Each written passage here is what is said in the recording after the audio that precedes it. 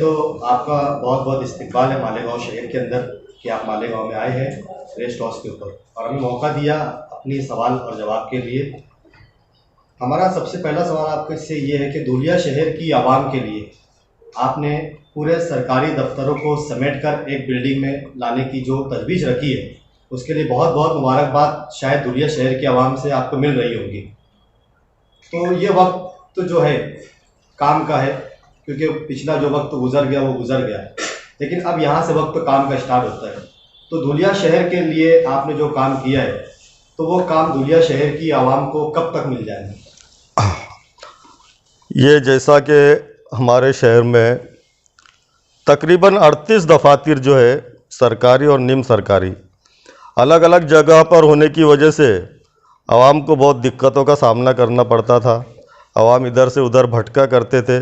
इस बात को लेकर मैंने अपने जहन में एक तजवीज़ बनाई कि ये जितने भी सरकारी दफातर है अगर इकट्ठा एक जगह हो जाए तो पूरे आवाम को उसका फ़ायदा हो सकता है। उसके बाद जैसा कि मैंने जब उसकी स्टडी की, उसका मुतालिया किया, तो मेरे ऐसे समझ में आया कि सरकार का तकरीबन 40 लाख रुपए हर महीना किराया जाता है, जो ये दफातर अलग अलग जगह पर है और किराए की जगह पर है। तो मैंने PWD के अधिकारियों को बुलाकर और उनसे एक मीटिंग की और उसमें हम लोगों ने ये तय किया कि वहाँ पर धुलिया शहर में कुछ खाली जगह जो पड़ी है, जो किसी भी काम में नहीं आ रही है, उस जगह पर हम लोग एक प्रशासकीय इमारत एडमिनिस्ट्रेटिव बिल्डिंग बनाएंगे। उसके बाद हमने उसका एक प्रस्ताव बनाकर जो अशोक राव चौहान है सार्वजनिक बांधकाम मंत्री, उनसे मुलाकात की। तो उन्होंने हमको यही कहा कि कोविड-19 की वजह से हम लोग फंड्स किधर से लाएंगे। तो हमने उनको ये कहा कि ये काम हमको BOT पर करना है। तो ये बात उनको बहुत पसंद आई और उनको मैंने ये भी समझाया कि इससे जो आवाम के मसाइल तो हल होंगे, आवाम को भटकने से आवाम बच जाएगी। और दूसरा ये कि सरकार का जो 40 से 50 लाख रुपए महीना जो किराया जाता है वो भी बचेगा। इस बात को लेकर अल्हम्दुलिल्लाह जो सार्वजनिक बांधकाम मंत्री है उन्होंने भी इस बात को ग्रीन सिग्नल दिया है और मैं समझता हूँ कि महीना भर में इंशाअल्लाह उसकी टेंडर प्रोसेस हो जाएंगी और हम कोशिश करेंगे कि जल्द से जल्द शहर वासियों को, आवाम को उस बिल्डिंग का, उस इमारत का फ़ायदा पहुंचा सके। उर्दू ज़बान ऐसी है जो पूरे मुल्क में पढ़ी जाती है। अगर हम आज़ादी के पहले और आज़ादी की बात करें तो उर्दू के अंदर बहुत सारे सरकारी दफ्तर, निम सरकारी दफ्तर चला करते थे, लेकिन आज धीरे धीरे उर्दू को कम किया जा रहा है। धुलिया मालेगांव शहर जहाँ उर्दू ज़्यादा पढ़ा जाता है, उर्दू के लिए आपकी क्या मेहनत है? उर्दू के लिए जैसा कि हमने देखा हमारे शहर में इससे पहले कोई भी अक़लियती समाज का MLA चुनकर नहीं आया था और किसी ने भी उर्दू ज़बान के ऊपर मेहनत नहीं की। लेकिन मेरी पूरी कोशिश रही है कि उर्दू ज़बान को हम लोग किस तरह से फ़रोग़ दे सके। उसके लिए हमने एक जो अल्पसंख्यक मंत्री है नवाब मलिक साहब, उनके पास बैठकर उनसे एक तजवीज़ मंजूर कराई है कि हमारे शहर में जो मौलवीगंज का इलाका है वहाँ पर स्कूल नंबर 20-25 है, उस जगह पर हम लोग एक उर्दू घर तामीर करेंगे इंशाअल्लाह ताला। वो काम भी इन प्रोसेस है। मालेगांव शहर के अंदर जैसे पिछले कांग्रेस के MLA ने जगह जगह पर मतलब स्टडी सेंटर वगैरह बनवाए थे कि बच्चे वहाँ बैठ कर अपनी स्टडी कर सके, पढ़ सके, तालीम में आगे जा सके, तो क्या ऐसा कोई प्लान आपका धुलिया में है? उसके लिए हम लोग जो हमारे यहाँ 12 पत्थर की जो एक स्कूल है, स्कूल नंबर 4 और 8, वहाँ पर एक हज सेंटर बना रहे हैं और उसमें एक साइड में एक बड़ा एक स्टडी हॉल रहेगा जहाँ पर अक़लियती समाज के बच्चे मुतालिया कर सकेंगे इंशाअल्लाह। शाह बिरादरी को लेकर कई सालों से मतलब लोग परेशान है, हाल है। आज भी अगर उसका मुतालिया किया जाए धुलिया या मालेगांव के अंदर तो उनको जात सर्टिफिकेट, वैली और उनको एजुकेशन में आगे बढ़ने के लिए बहुत दिक्कतें और परेशानियों का सामना करना पड़ता है। हर लीडर ने अपने अपने तौर से उसके ऊपर कोशिश की लेकिन सफलता किसी को नहीं मिली। आप उसके ऊपर अभी काम कर रहे हैं, क्या लगता है आपको इसमें कितने सफल होंगे आप? जैसा कि मैं एक अक़लियती समाज का आमदार होने के नाते मेरा अव्वलिन फ़र्ज़ ये बनता है कि मैं पहले मुस्लिम समाज के लिए कुछ कर सकूं। हम लोग जैसे ही हमारा पहला अधिवेशन था नागपुर में, उस वक्त हमने वज़ीर आला से मुलाकात की थी। और उनको एक मेमोरेंडम पेश किया था कि अगर हमको मुसलमानों का विकास करना है, उनका डेवलपमेंट करना है, तो उनको स्कूलों में, कॉलेजेस में और सरकारी नौकरियों में 5% रिजर्वेशन दिया जाए। और उसके बाद हमने कई आंदोलन भी किए। मेरी पूरी कोशिश सबसे पहले ये रहेंगी कि इंशाअल्लाह ताला हम अक़लियती समाज के लिए, मुस्लिम समाज के लिए 5% रिजर्वेशन गवर्नमेंट से हासिल करेंगे, ऐसी हमारी कोशिश रहेंगी। दूसरी बात ये कि जो शाह बरादरी के जो मसाइल है कि कास्ट सर्टिफिकेट और वैलिडिटी सर्टिफिकेट नहीं मिल पाते, तो मैं आपको ये बताते हुए खुशी महसूस करता हूँ। आज यहाँ हमारे साथी, हमारे हाजी अब्दुल रहमान शाह साहब जो महाराष्ट्र के सदर है, ये भी मौजूद है। और आप लोगों को ये बताते हुए मैं खुशी महसूस कर रहा हूँ कि जब मैं डिप्टी मेयर हुआ करता था, उस वक्त भी मैंने धुलिया शहर के जितने भी यानी जो वैलिडिटी सर्टिफिकेट रुके हुए थे उनको शुरू करवाया था। और जो कास्ट सर्टिफिकेट है वो भी धुलिया शहर में तो यानी सभी को मिल रहे हैं मेरी समझ के मुताबिक। उसके लिए हम लोग ने प्रांत अधिकारी से बात की है और पूरे शहर भर में यह ऐलान करवाया है कि जिसको भी अगर रहवासी या अपनी ये जाति का दाखिला नहीं मिलता है तो उन्होंने हमारे दफ्तर पे, हमारे कार्यालय पर आकर वो डॉक्यूमेंट्स की ज़ेरॉक्स दो, इंशाअल्लाह ताला उसको दाखिले मिलेंगे। गुज़िश्ता दिनों में हमने जो सामाजिक न्याय मंत्री है धनंजय मुंडे, उनसे मुलाकात की, जिसमें हमारा एक शाह बिरादरी का वफद था।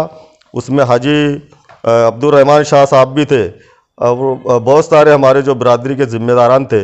और अल्हम्दुलिल्लाह उस मीटिंग में एक गोलमेज़ कॉन्फ्रेंस थी, जो उसमें यह तय पाया कि हम लोग 2 महीने के अंदर, जो सामाजिक न्याय मंत्री है उन्होंने उनके अधिकारियों को, उनके ऑफिसर्स को यह हुक्म दिया है कि 2 महीने तक आप लोग इस मौजू पर मुतालिया करें और जल्द से जल्द हम लोग शाह बिरादरी को किस तरह से न्याय दे सके कि उनको वैलिडिटी सर्टिफिकेट मिलने में और जाति के दाखिले मिलने में जो भी रुकावटें आ रही वो दूर हो जाए। इसके लिए आप लोग मुतालिया करके 2 महीने के अंदर ये पूरा अहवाल, पूरा प्रस्ताव हमारे सामने पेश करें, ऐसा सामाजिक न्याय मंत्री धनंजय मुंडे साहब ने हुक्म दिया है।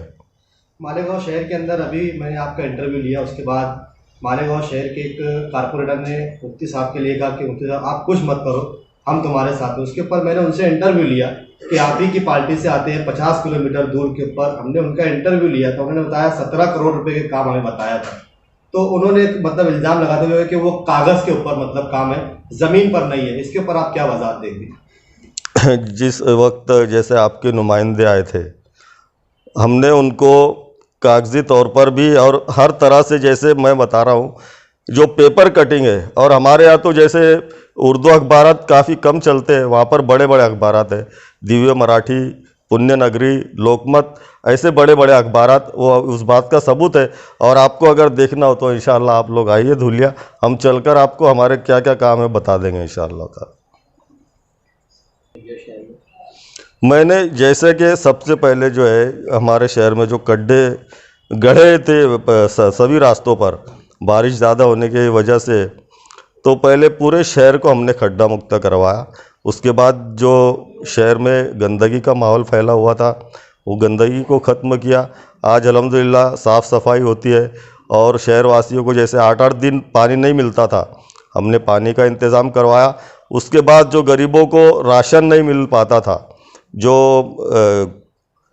ऑरेंज केसरी का ऑरेंज रेशन कार्ड के ऊपर उनको अनाज नहीं मिलता था, ऐसे 1662 राशन धारकों को, राशन कार्ड धारकों को हमने अनाज शुरू करवाया। और अभी पिछले महीने भी हमने जो एमएसईबी के अफसरान को बुलाकर शहर में जो भी ज़्यादा गैर वाजिब बिल दिए गए थे उनको कम करवाकर आवाम को सुकून राहत पहुंचाई है। उसके बाद जैसा कि धुलिया और मालेगांव में पावरलूम की संख्या ज़्यादा है, तो हमने पावरलूम के जो मंत्री है उनसे मुलाकात करके, और जो हमारे फाइनेंस मिनिस्टर है अजित दादा पवार साहब, उनसे मुलाकात करके जो बिजली का यहाँ दर था कि 3 रुपये पर यूनिट, उसको हमने कम कराकर 75 पैसे कम कराकर 2 रुपये 25 पैसे पर यूनिट करवाया था। धुलिया के लिए, पूरे महाराष्ट्र के लिए। जी। एमएलए फंड से क्या किया था? एमएलए फंड से मैं देवपुर करके हमारा जो इलाका है, जहाँ से मेरे 3 कॉरपोरेटर चुनकर आए हैं, उस एक ही इलाके में मैंने 1 करोड़ रुपए के काम सिर्फ 3 नंबर वार्ड में किए हैं, जिसमें सड़कें और इलेक्ट्रिक के लाइट के पोल, पानी की पाइपलाइन वगैरह शामिल है। और जो कब्रस्तान है हमारे शहर के, तीनों कब्रस्तान में मैंने 12 नए स्ट्रीट लाइट वगैरह लगाए वहाँ पर, जहाँ बिजली का इंतज़ाम नहीं था। वहाँ पर हमने इलेक्ट्रिक पोल लगाकर उस पर एलईडी लाइट नस्ब किए। डीपीआर से कितना फंड लिया? जी, डीपीआर से नहीं ली कुछ पे जी। ये सारा फंड जो आप बता रहे हो एमएलए फंड से था, लेकिन कुछ लोगों का कहना ऐसा है कि पूरे महाराष्ट्र में किसी भी एमएलए को फंड नहीं मिला है कोविड की वजह से। बराबर। पहले सरकार नहीं बन रही थी, उसके बाद कोविड आ गया, इस वजह से एमएलए फंड नहीं मिला है। फिर आपका काम कोविड-19 के जो जैसा ये एक बहाना है, मैं बताना चाहता हूँ कि शुरू में हमको पहले जो है कि नवंबर से मार्च तक 50 लाख रुपए दिया गया था। 50 लाख रुपए से हमने 75 लाख रुपए के काम पहले करवा लिए थे, जो हमारे डीपीओ नियोजन अधिकारी से मिलकर एमएलए फंड के। और उसके बाद में 30% यानी 1 करोड़ रुपए का और फंड आया है। ऐसा समझ लो कि 1.25 करोड़ रुपए हर एमएलए को फंड आया है अभी तक। और 1.25 करोड़ के एमएलए के काम मैं समझता हूँ कि काफ़ी एमएलएज ने किए हैं उनके मतदार संघ में। दूसरी बात ये कि जो सार्वजनिक बांधकाम है पीडब्ल्यूडी की तरफ से, हमने पूरे शहर भर में ये समझता हूँ कि 6 से 7 करोड़ रुपए के काम करवाए पीडब्ल्यूडी की तरफ से। उसी तरह से कॉरपोरेशन को हमने सब काम बताकर कि ये ज़रूरी है ऐसा करके तकरीबन 4 करोड़ के कॉरपोरेशन की तरफ से काम करवाए हैं। मालेगांव शहर के मतलब एमएलए के ताल्लुक से ये बात आम हो चुकी है, इसीलिए नारा भी ये दिया गया, मालेगांव शहर के एमएलए से कुछ काम नहीं हो सका है, इसलिए नारा दिया गया कि मुफ्ती साहब आप कुछ मत करो, हम तुम्हारे साथ हैं। तो आप इस बात से मुत्तफिक हो? मैं किसी के ताल्लुक से कुछ भी नहीं कहना चाहूँगा। मैं अपना देखता हूँ, मुझे जो आवाम ने जिम्मेदारी है, मैं अल्लाह से दुआ गो हूँ कि मैं उन जिम्मेदारियों को पूरा कर सकूँ। अस्सलाम वालेकुम।